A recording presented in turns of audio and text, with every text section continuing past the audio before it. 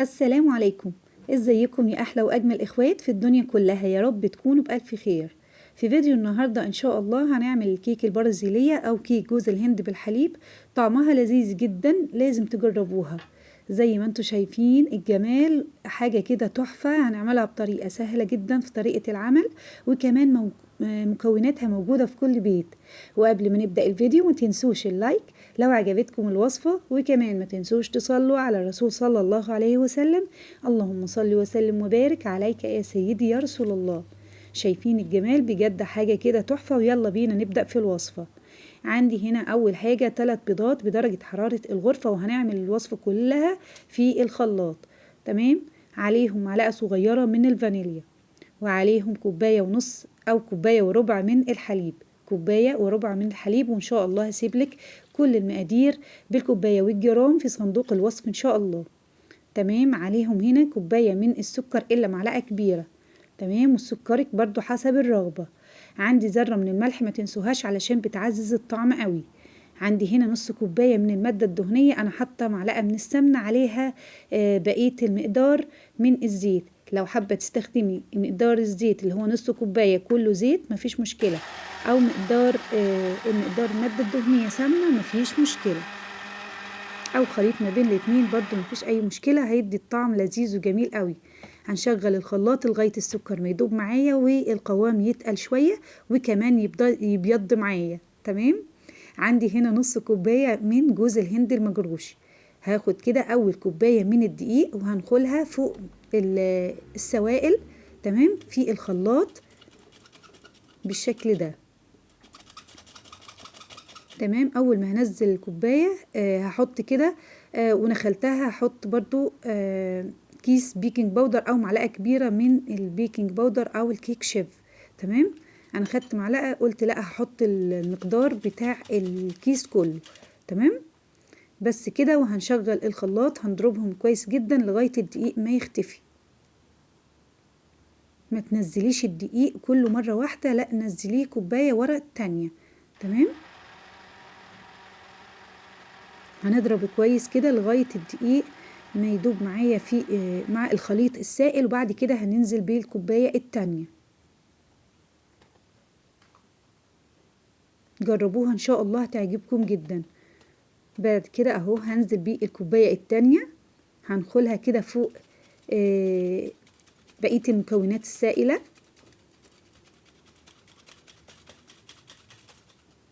تمام. بس كده. وهشغل الخلاط. تمام. لو لقيتي الخليط تقيل شوية على الخلاط تقفلي وتشغلي، يعني تشغلي كده شوية وبعدين تقفلي، تشغلي وتقفلي. تمام.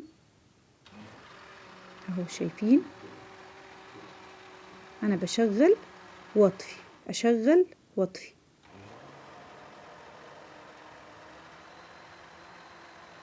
تمام. ما تزوديش عن كوبايتين. تمام. علشان كده تطلع معاكي الوصفة مظبوطة.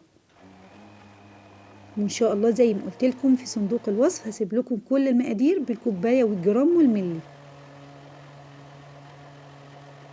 تمام.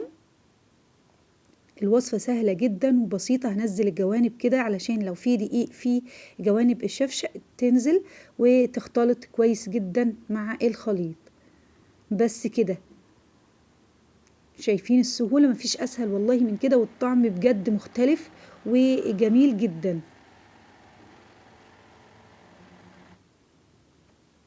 تمام. بس كده. هجيب الصينية بتاعتي، شايفين اهو الخليط وده القوام بتاعه اهو، هتشوفوه وانا بنزله في الصينية. هجيب صينية بتاعتي دي مقاس 30، هدهنها دهنة كده من السمنة او الزيت او الزبدة.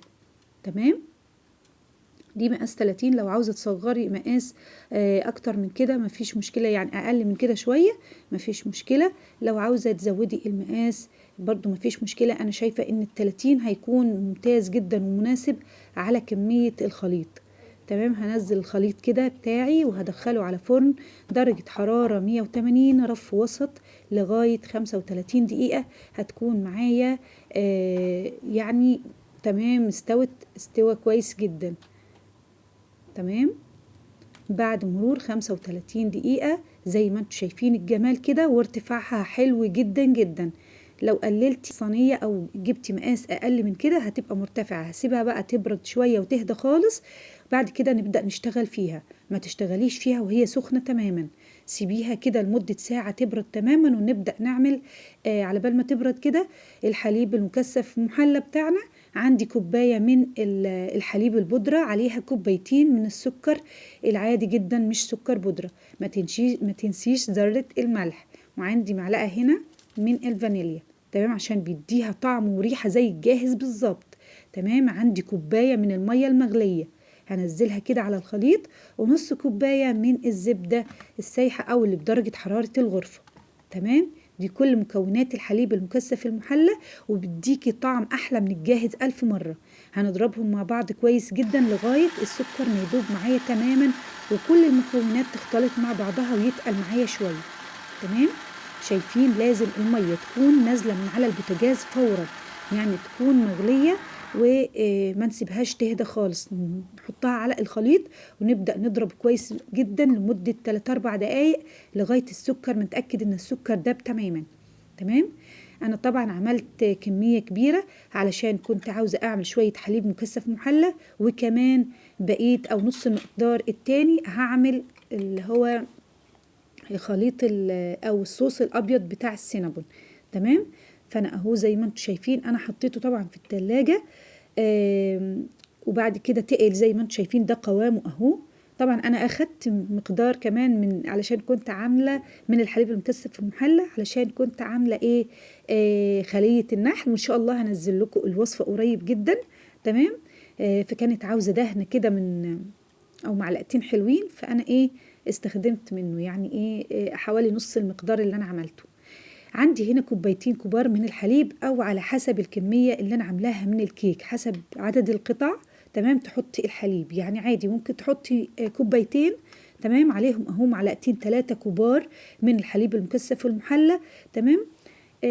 وعلشان لو لقيتي انت محتاجة لبن او حليب تاني، ممكن تحطي تزودي كوباية وعليها معلقة كبيرة من الحليب المكثف المحلى، وتكملي بقية قطع الكيك. طب لو انا مش عندي حليب مكثف محلى اعمل ايه؟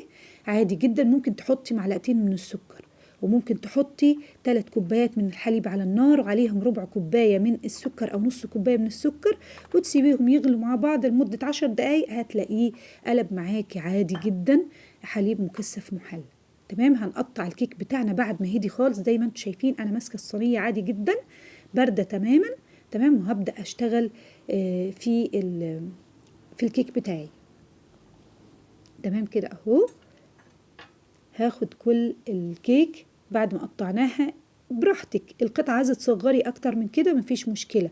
شايفين هشة ومرتفعة وحاجة كده تحفة جدا جدا، لونها من فوق ومن تحت يعني حاجة روعة. وطبعا علشان يبقى كيك ناجح معاكي اخبزيه دائما في الصواني الألمونيوم او القوالب الألمونيوم. تمام. هجيب الحليب بتاعي اللي انا حطيت فيه الحليب المكثف المحلى، تمام، والحليب بدرجة حرارة الغرفة او ساقع ما فيش مش اي مشكلة يعني. خلاص احنا بس هنغطس فيه قطع الكيك كده، وهنحطها نغلفها بجوز الهند المجروش زي ما انتم شايفين كده او المبشور. تمام. عاوزاه ناعم اكتر من كده ممكن تطحنيه انتي زياده، انا مش ترياه على كده. يعني كان قدامي الناعم قوي، لا وانا اخترت اللي هو قشرته يعني سميكه شويه. تمام. فدي مش هتختلف يعني في الوصفه، مش معليهاش اختلاف يعني. جوز الهند ناعم او خشن شويه مفيش اي مشكله. تمام. هنغطس كده زي ما انتم شايفين في الفيديو في الحليب، بجد بيديها طعم خرافة بجد يعني، غير اي كيك جوز هند احنا بنعمله قبل كده. تمام. يعني انك تسقيه في الحليب، تسقيه كده في الحليب وبعدين تحطيه في جوز الهند وتغلفيه بيه، فهو حاجة تحفة قوي، طعمه لذيذ جدا جدا. جربوه ان شاء الله تعجبكم الوصفة. انا قلت هجرب هشوفها يعني هتختلف كتير يعني عن كيك جوز الهند اللي احنا بنعملها. طلعت فعلا بتختلف، طعمها بجد لذيذ يعني، يختلف.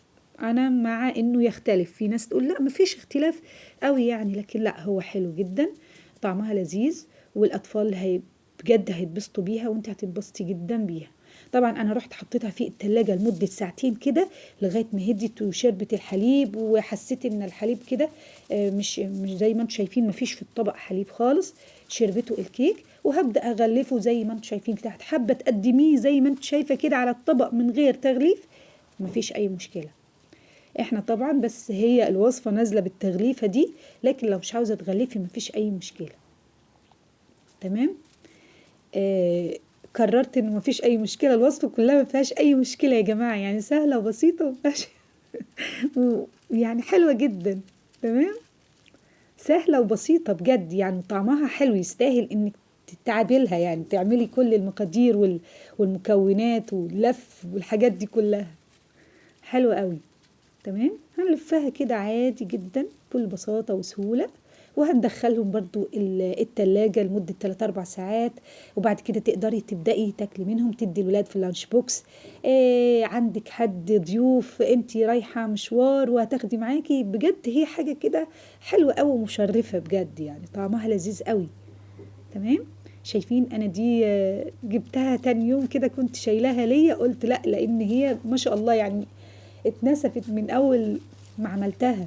تمام، يعني الولاد شكروا فيها وقالوا طعمها حلو جدا. يا رب تكون وصفة النهاردة عجبتكم وتكون وصفة طيبة، واشوفكم على خير في فيديو جديد.